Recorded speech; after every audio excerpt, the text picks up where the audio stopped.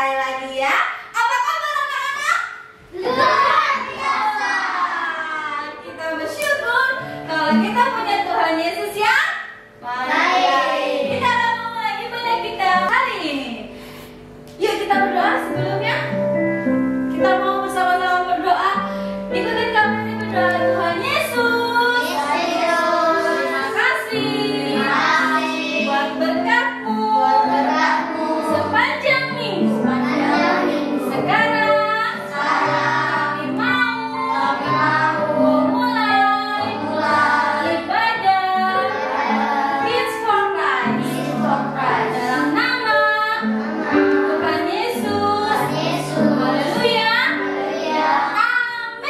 Amin. Iya.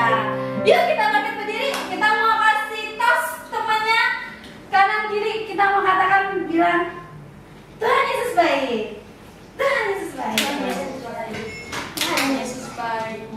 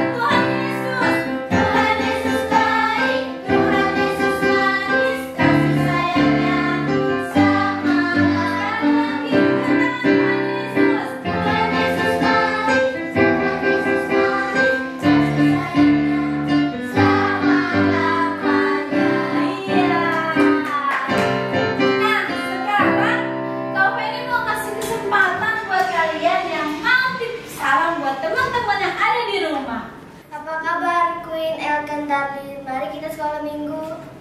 Shalom Jenny, shalom Gaul, shalom Dilan. Kami lagi sekolah minggu. Yuk. Halo Joshua, halo Miki, halo Marcel. Kamu di mana sekarang? Ikut aku ibadah yuk. Yuk, sekarang waktunya kita mau mendengarkan firman Tuhan.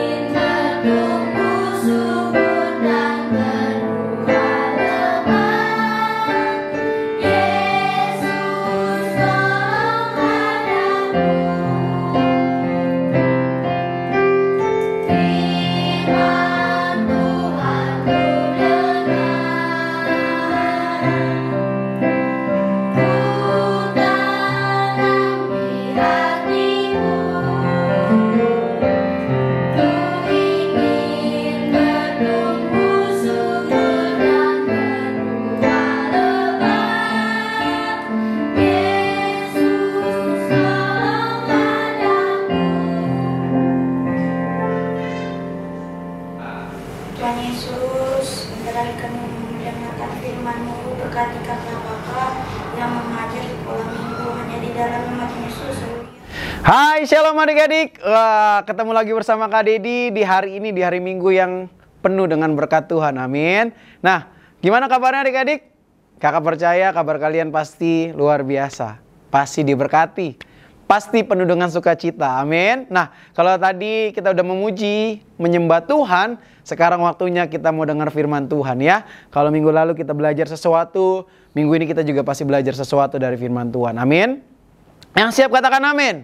Amin. Tapi adik-adik, tema minggu ini kakak punya satu tema luar biasa. Cerdik temanya adik-adik ya. Di Kisah Para Rasul 20 ayat 30 sampai Kisah Para Rasul 23 ayat 11 adik-adik ya. Jadi itu ayat kita hari ini. So, kita mau dengar. Tapi sebelum itu kita mau nonton video klip ini adik-adik. Ya.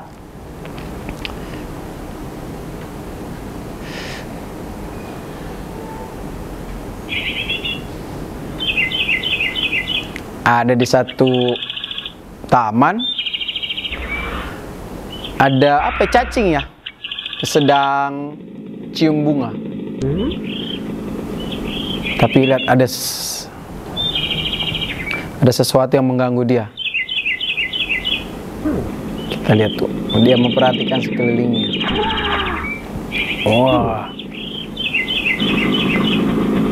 Wah, ternyata ada mesin pemotong rumput, adik-adik. Ya, dia kabur adik-adik. Wah, dia dikejar-kejar sama mesin pemotong rumput.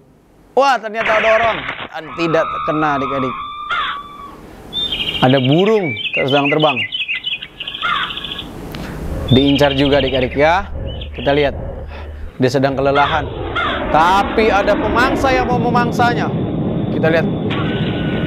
Burung itu sudah mengeker adik-adik. Wah, kita lihat ya. Wah, ada sasaran. Oh, tapi dari kejauhan dia melihat, wah ada yang mau ngincar saya ini ya. Apa yang terjadi? Wah, dia jadi kayu. Wah, ternyata salah. Wah, happy. Burungnya kabur lagi. Selamat ya adik-adik ya. Tapi apakah sudah selesai? Wah, ada kodok. Wah, dia kelari, dia lihat kanan kiri, kodoknya udah mau siap memangsa. Ya, 1, 2. Mau kemana kamu katanya? Dia halang-halangin. Wah. Dia lompat dan dia bikin lubang. Dia lilikin. Wah, dia kabur ke dalam tanah. Tapi apa yang terjadi? Ada tikus, adik-adik. Ya. Wah, dipukul. Wah, mau dimakan adik-adik. Sudah siap untuk dimangsa. Kabur. Wah, dia terbang lagi. Dia lompat. Apa terjadi? Ada ikan, dia nggak kena lagi. Wah, sama dia selamat berkali-kali adik-adik ya. Dia kelelahan karena banyak yang ngincer dia. Kita lihat ada apa lagi ya yang jadi penghalang dia.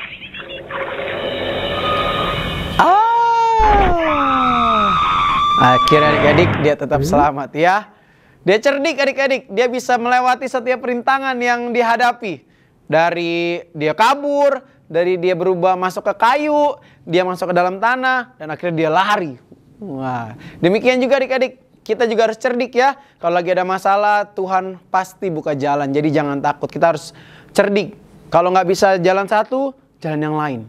Kalau nggak bisa jalan yang lain, jalan yang lain lagi. Cari sampai kita menemukan jalan itu ya. Di Kisah Para Rasul 23 ayat 6 bilang gini, dan karena ia tahu ya bahwa sebagian dari mereka itu termasuk golongan Saduki dan sebagian termasuk golongan Farisi. Jadi pada waktu itu Paulus ada di tengah-tengah sedang disidang gitu ya. Ada orang-orang Saduki yang percaya tentang kebangkitan, tapi orang-orang yang Farisi yang tidak percaya. Akhirnya Paulus berkata, saya orang Saduki. Akhirnya terjadilah pertentangan hebat pada waktu itu adik-adik. Sehingga apa?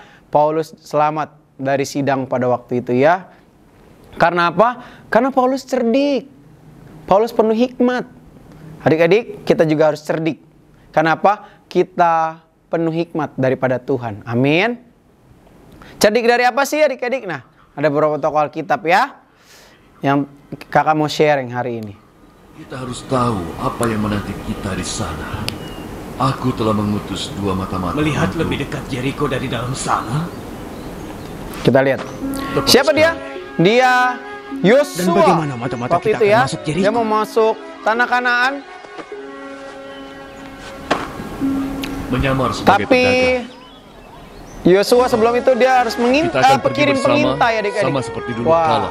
Jadi Joshua, dia tidak. nggak buka, dia Sekarang bangun kau strategi pemimpin. bukan Jika kau terluka langsung dalam misi ini serbu, atau enggak. terbunuh, siapa yang akan memimpin kita? Ya, Utus Zabdi dia bersama. kirim pengintai adik-adik Aku tidak percaya untuk pada melihat mereka. wilayah Pasti yang ada dia orang masuki. Ada apa? Kami merencanakan untuk masuk Jericho. Oh sorry, bukan Biarkan Yeriko. aku ikut. Bukan tanah kanan, dia mau masuk tanah Kau, Yeriko adik-adik. Othniel, Ya, Ini bukan permainan, Otni. kau terlalu muda dan tidak berpengalaman. Kalian juga pernah muda, kan?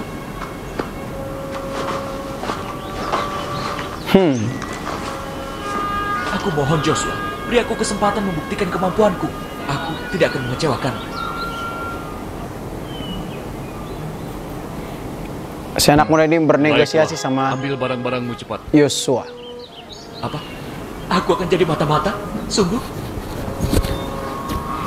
Ya adik-adik ya, kecerdikan Yosua. Sebelum dia masuk kota Yeriko, dia mengirim pengintai. Supaya apa? Dia mengintai dulu kota Yeriko ada apa aja sih. Orang-orangnya seperti apa. Bangunannya seperti apa. Akhirnya kalau udah pada waktu itu karena sudah dapat laporan akhirnya apa? Yosua merebut kota Yeriko.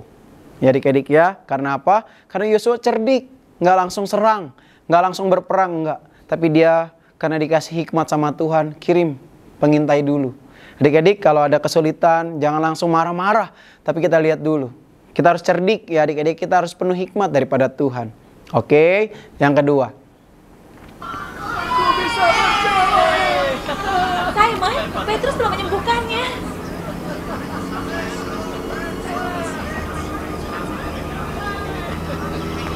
Ada seorang yang habis disembuhkan oleh Ini Petrus. saatnya, Anas. Kita harus mengakhirinya sekarang juga. Ya, Kapten, dia tahan Simon Petrus dan Yohanes dengan tuduhan menghujat Tuhan. kita lihat Secepatnya. orang-orang Dimengerti. sedang merencanakan hal yang jahat buat Simon Petrus. Petrus dari Galilea, dengarkanlah. Kau ditahan karena berkhotbah melawan hukum dan tradisi Yahudi. Ya, Petrus ditahan karena melawan hukum dan melanggar tradisi yang sudah ada pada waktu itu. Dia di hadapan mahkamah. Atas kuasa dari siapa atau atas otoritas siapa kau berani melakukan ini semua? Anggota yang terhormat dari pengadilan tinggi Yerusalem.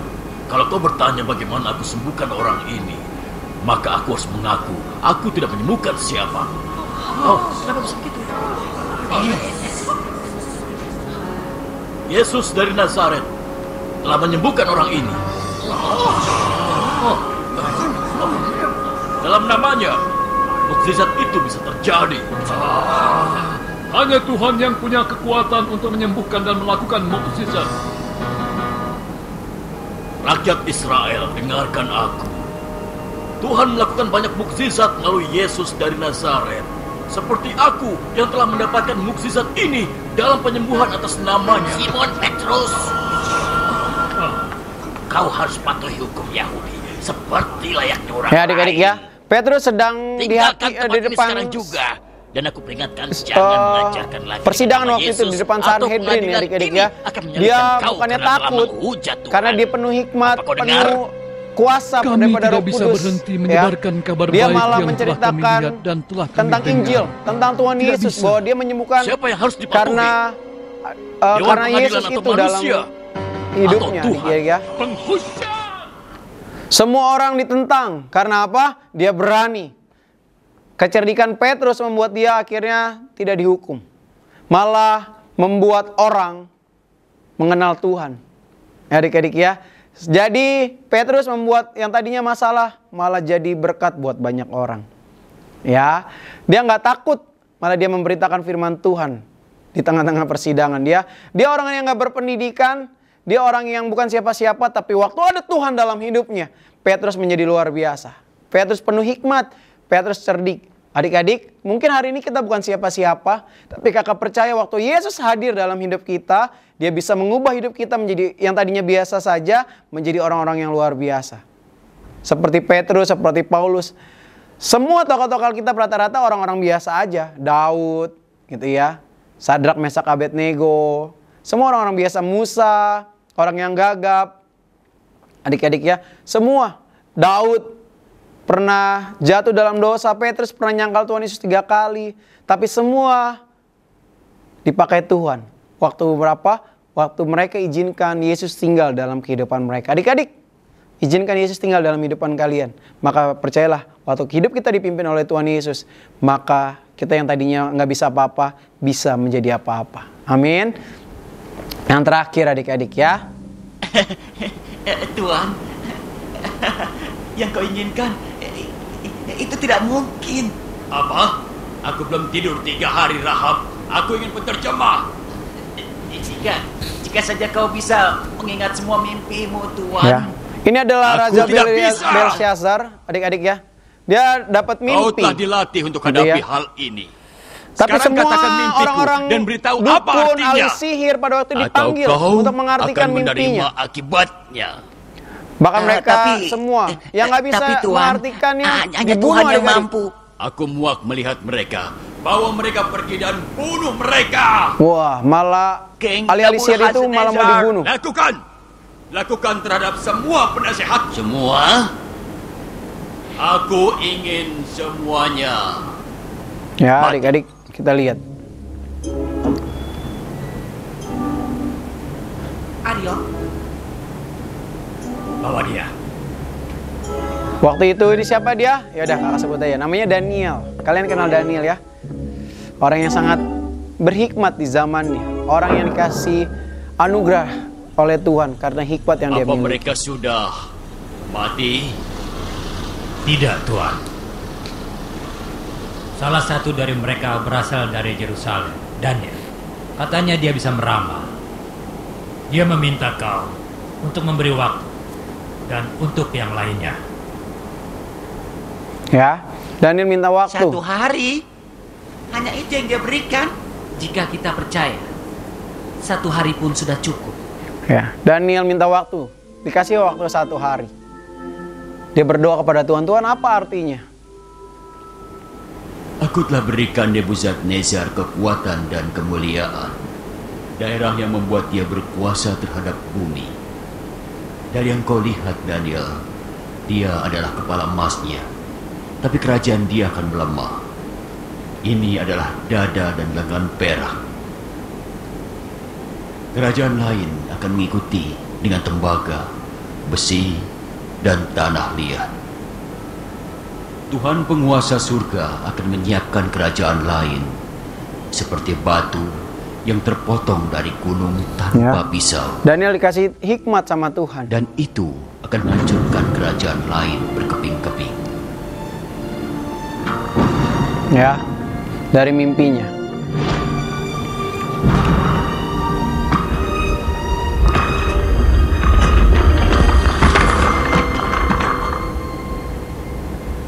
Negeri akan tetap bertahan, takkan pernah hancur. Ya, itulah mimpiku sebenarnya.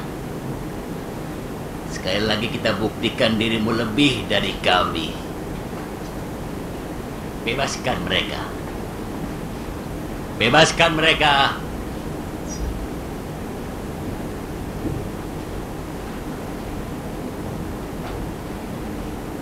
Ya, adik-adik, kejadian Daniel.